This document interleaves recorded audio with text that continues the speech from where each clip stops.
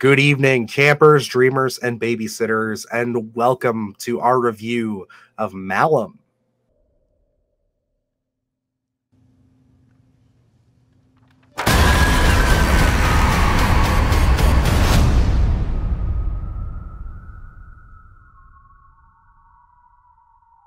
Alrighty, folks. So yes, the time is now. We are here to discuss Malum. This is very exciting. This popped up on our radar pretty quick. Just a few weeks back. I want to say beginning of March, maybe end of Yeah. February. We started seeing and hearing whispers of this film and kind of diving deep into it. And we got to understand a little bit more about Last Shift and kind of the legacy that film has. And now we are here. And I want to thank the folks over at Welcome Villain for setting us up with an early screener of this film so we could get this review out to you guys, as well as setting us up with the interview that we are going to be posting here next. So stay tuned to the end for details on that. But yes, no, this was very exciting for us. We were very much looking forward to this. As far as our tastes go, we do like our occult stuff. We do like our demons. We do like our monsters, our, kind of surrealist, you don't really have all the answers kind of horror. And I would say that when we covered Last Shift, that definitely scratched that itch pretty well. So when you come into something like Malum, which is kind of a reimagination, a reinterpretation from the same team, I was very curious to see how they were going to pull this off and if I was going to prefer one or the other or how this was going to just come out in general. Because it was just one of those things where it's like, I don't know. It seemed like, did we really need a retelling of Last Shift? And Luke, I'm going to throw it over to you first, man. How'd you feel about Malum?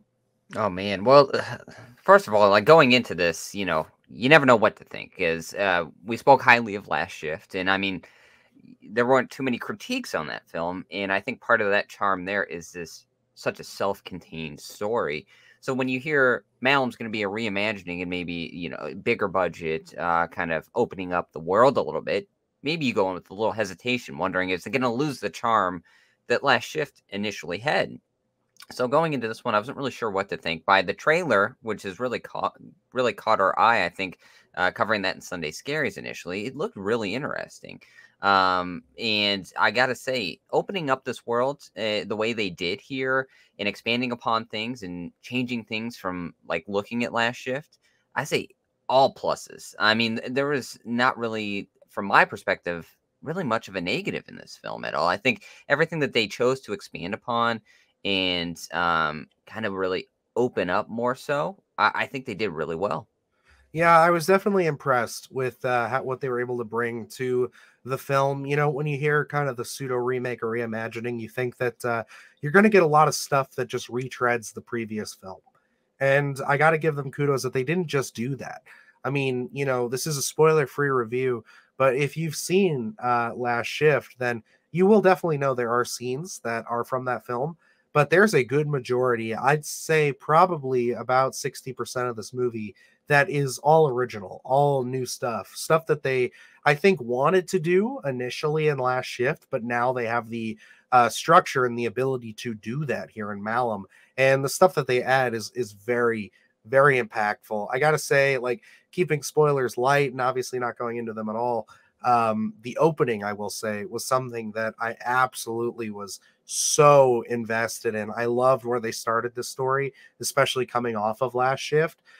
Because it just gets you more invested in the world and just what's is going on in the events that lead into our actual story. And it's really well done, really shocking, and I thought really expertly done. Yeah, going into that opening, really caught me off guard. I'll say really compelling stuff because, I'm sitting there thinking to myself, oh, this world does feel pretty open in terms of what they're doing here, and they're kind of changing things up from Last Shift. And then something happens. They pull a trigger, and it's like, whoa, did that really just happen? And they really do change a dynamic, I think, throughout, and it really kind of adds to the story of building this tension that wasn't there initially in Last Shift. And I really love the aspect that they play with Officer Lauren calling the other precinct and kind of this tension that's now there that wasn't there in Last Shift. I think it really creates this interesting dynamic, especially when she's calling out for help and wanting,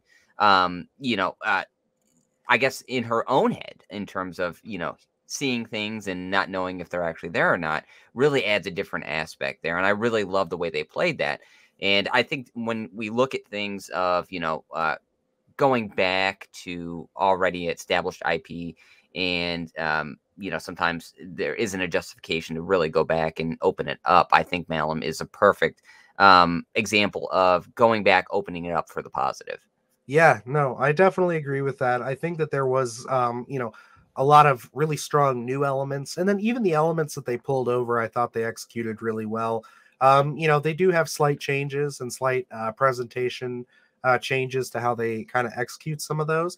And then there's certain things that they, took out that honestly were a little bit of an issue for me from last shift, where it was just certain elements, certain storylines that when I sat down to watch Malum, I was like, okay, so that part's going to kind of annoy me and might knock a few points off. But I was surprised to see that element or that storyline has really kind of been reinterpreted and brought into a new light. It's hard to talk about because obviously no spoilers, but it is one of those things where it's like I was very impressed with that, and I did enjoy all of it. It really did feel like a nice upgrade for last shift, and now kind of stepping into the world of Malum, which I gotta say, for people who may have felt like they were a little bit lost and a little bit unsure of what was going on or what the exact elements were that were at play in last shift, they really expand on it in Malum. And I think one of the best things that they do is they get you asking even more questions,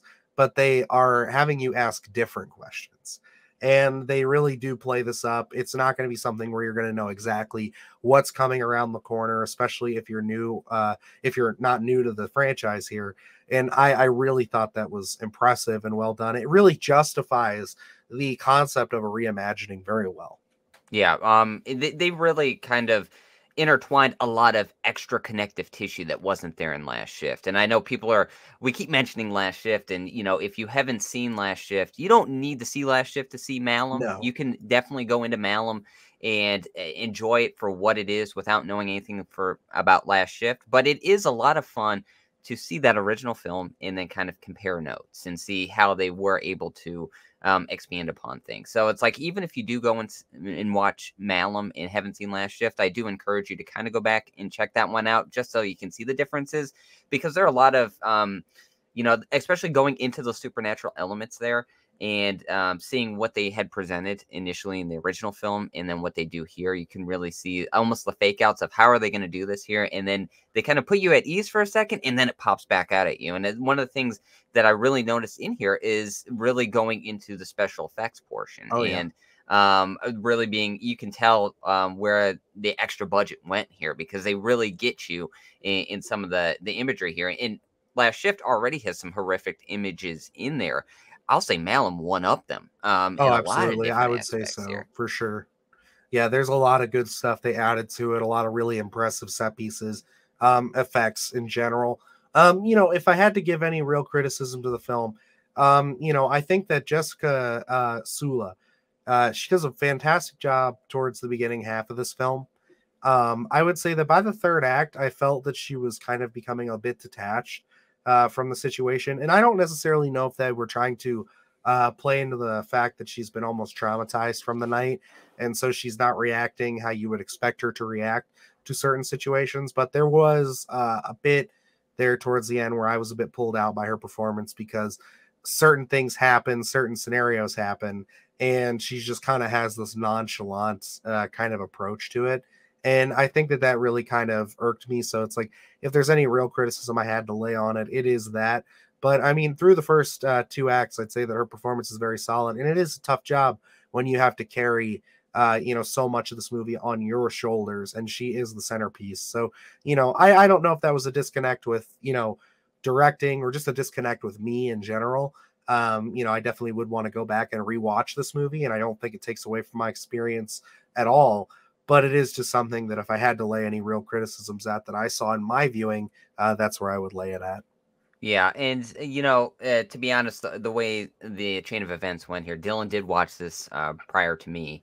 And then did mention, I'd asked him his initial thoughts, and that was one of the criticisms. So I kind of went into there with that already in my head. So I kind of wanted to, kind of, I guess, give it, a grading. You know what I mean? Like going into there expecting to see. For me, it really didn't take me out. I thought she did really well throughout the entire film, just because like when we do get to that third act, everything that's presented to her is like a bunch of new information and things that it's like, how do you react there? So the detachment that I felt was like, is this in her head, not in her head? She doesn't really know how to read things. So almost this unhinged, not knowing how to react in any of these situations, I kind of read as a premeditated kind of creative choice. So overall, like for the most part, I enjoyed her performance. I thought from the very beginning, she did really well, kind of going into it, especially expanding upon, we're seeing things we hadn't seen before, and Oh yeah, her getting ready to go out out in the world. I thought was really well done. I enjoyed E- all of that. Yeah. Especially, for me, by the time we get to the end of it, kind of being in that headspace, I was like, well, how do you even react to half the stuff that's actually happening to her at that point? So, you know, I hate, I, I don't really have that many critiques here. I really enjoyed this movie. It's like, um, you had to sit through Children of the Corn where I didn't. So I'm still on this kind of pretty positive streak of these horror films. But I got to say, this was another treat for me. Oh yeah, definitely a treat overall. It's like I said, it's one of those things that it's not a big blemish or a big tarnish at all towards the overall product of the film. Just something that I personally noticed. A performance I do want to highlight, and I think we both do, is Cheney Marrow, who Yes. plays the cult leader here in the film. And yeah, he is, oh my God, like I loved watching those sequences that he was involved in, like just seeing him kind of get flashback to and the way that it all kind of plays out and how they present the story. Again, if you're familiar with Last Shift, you kind of know that this is coming, but the way they choose to present it is wholly different than they did in the previous one, and it's very impactful, very well done. I know this is a recast, from the last film. I think most of the people are recasts. So it's one of those things where it's like, comparing performances, I don't necessarily want to say one did better than the other, but if I had to pick, I think I preferred Cheney's performance in Malum here as opposed to the way that it was presented in Last Shift.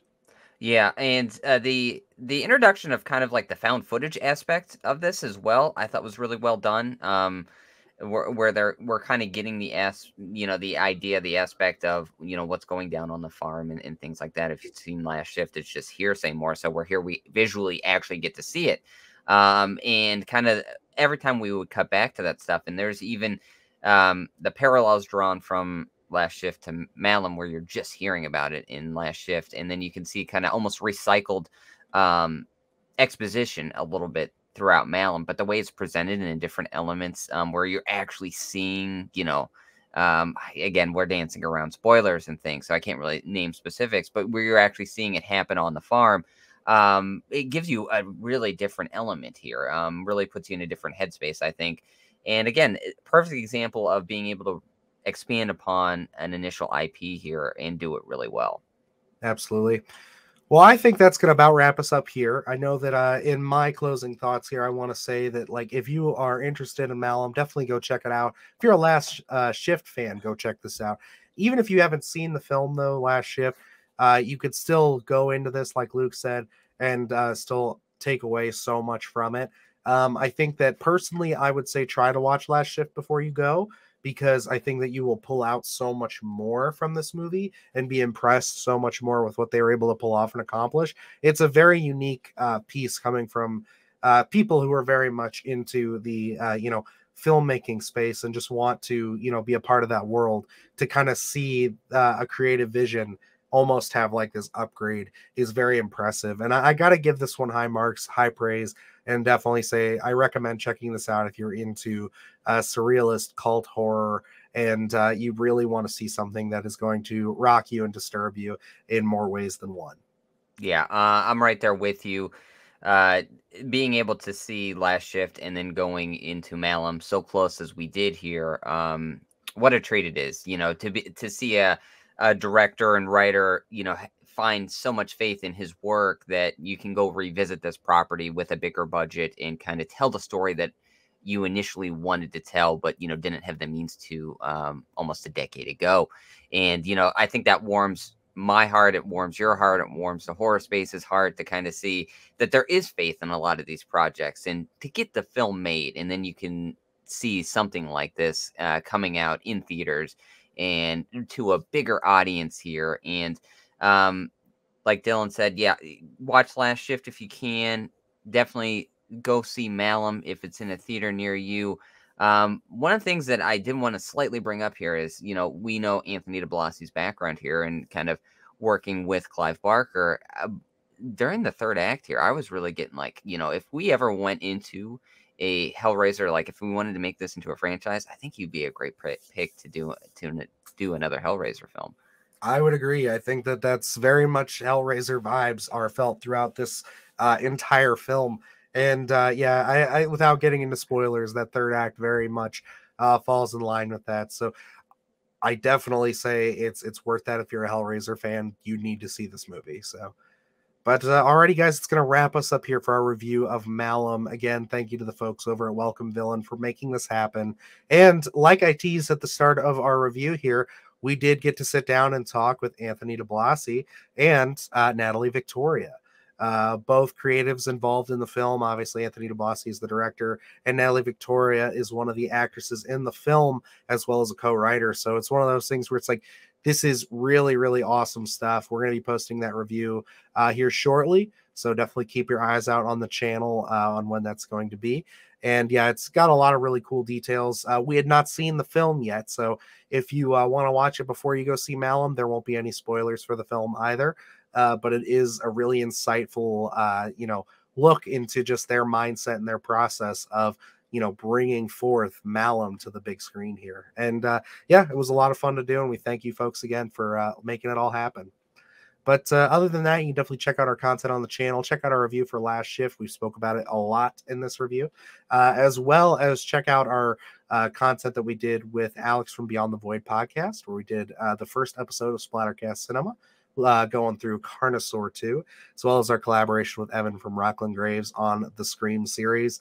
And of course, we did have Sunday Scaries this week with a lot of fun topics. So lots of stuff on the channel and lots more to come. So stay tuned. And if you have not yet done it, please subscribe. We are definitely on our way to 1,000 subscribers, trying to get there before May 9th. So definitely, if you can make that happen, we'd appreciate it. Alrighty, guys. So until next time, I am Dylan Newell. And I'm Luke Janesco. And remember, stay scared.